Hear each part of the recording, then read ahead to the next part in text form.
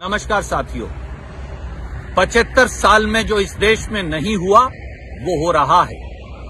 देश की संसद में मोदी सरकार द्वारा संविधान को बुलडोजर से कुचला जा रहा है, संसदीय परंपराओं को रोंदा जा रहा है, प्रजातंत्र और विपक्ष की बोलने की आवाज को दबाया जा रहा है। देश के इतिहास में पहली बार 75 वर्षों में 141 सांसदों को मोदी सरकार ने प्रस्ताव लाकर निष्कासित कर दिया। पहली बार 75 वर्ष में विपक्ष मुक्त संसद बना दी गई है, वो लोकसभा हो या राज्यसभा हो। क्या देश का संविधान बच पाएगा?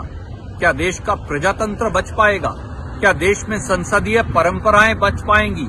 ये सवाल है जो बड़े से बड़े पद पर बैठे लोगों को, पूरी सरकार को, देश के प्रधानमंत्री को, लोकसभा और राज्यसभा के सभापति महोदय को खुद से पूछना पड़ेगा कि विपक्ष अगर होगा ही नहीं, अगर विपक्ष को सरकार निष्कासित कर देगी प्रस्ताव लाकर, तो संसद चलेगी कैसे और संसद के क्या मायने बच पाएंगे। और आज चर्चा हुई किसानों के अपमान की, क्योंकि एक व्यक्ति विशेष ने कुछ कह दिया था।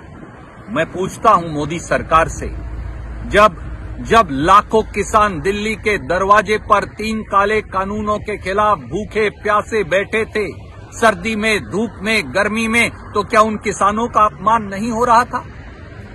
जब 700 किसान दिल्ली के दरवाजे पर 3 काले कानूनों के खिलाफ मर गए थे, शहीद हो गए थे, तो क्या उन किसानों का अपमान नहीं हुआ था? जब भारतीय जनता पार्टी के नेता हम किसानों को उग्रवादी, नक्सलवादी और एंटी सोशल एलिमेंट कह रहे थे, तो क्या तब किसानों का अपमान नहीं हुआ था? जब किसानों की पहलवान बेटियां जो भारत के तिरंगे को ऊपर करती हैं, जो मेडल लेकर आती हैं देश के लिए, जब भारतीय जनता पार्टी की सरकार देश की संसद के बाहर दिल्ली पुलिस से उन्हें घिसटवाकर पिटवा रही थी, तो तब किसानों और उनकी बेटियों का अपमान क्या नहीं हुआ था?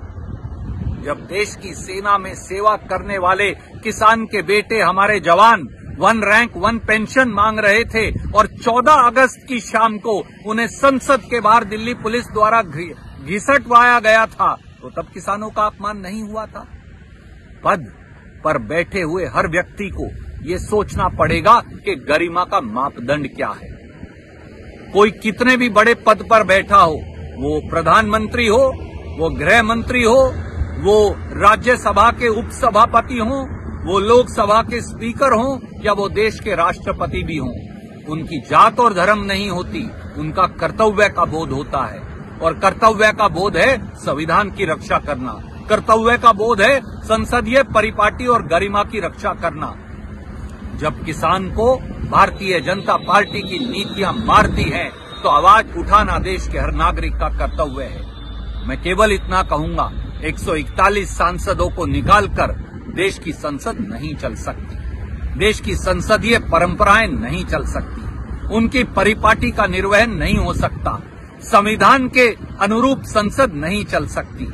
आज संविधान पर हमला बोला गया है मोदी सरकार द्वारा, आज देश की संसद की शुचिता पर हमला बोला गया है मोदी सरकार द्वारा। आज तानाशाही का आलम यह है कि प्रजातंत्र का दिन दहाड़े गला घोटा जा रहा है। इसलिए हमारा कर्तव्य है संघर्ष करना, हर तरीके से संघर्ष करना, संसद से सड़क तक संघर्ष करना। और जान लें, मोदी सरकार प्रस्ताव पारित करके वो विपक्ष का और इस देश के लोगों के हौसले को कम नहीं कर सकते। हमारा संघर्ष जारी रहेगा, क्योंकि यही संविधान की मांग है, यही प्रजातंत्र की परिपाटी है और यही भारतीयता की पहचान है। जय हिंद।